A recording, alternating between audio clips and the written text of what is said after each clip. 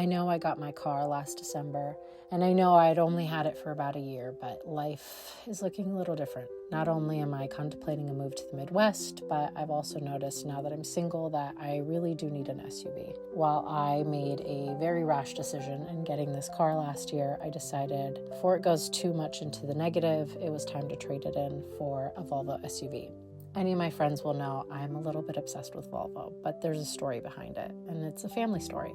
My grandfather was a mechanical engineer for our city in Serbia. He worked on the bus system, and on that bus system, we used Volvo buses.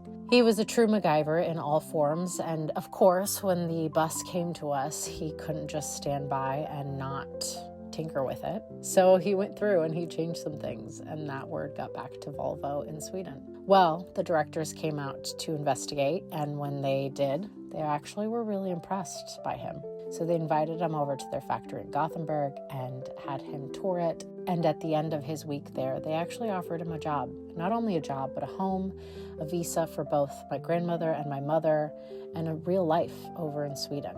And unfortunately, he said no. It was actually a decision that he had always regretted. Of course, he could never afford to own a Volvo in Serbia, but he always had an affinity for them.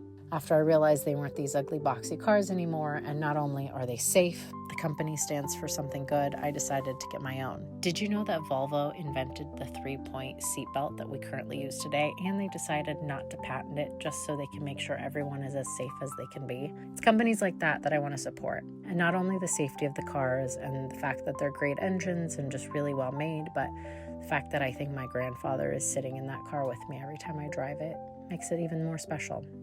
So here's my new XC40.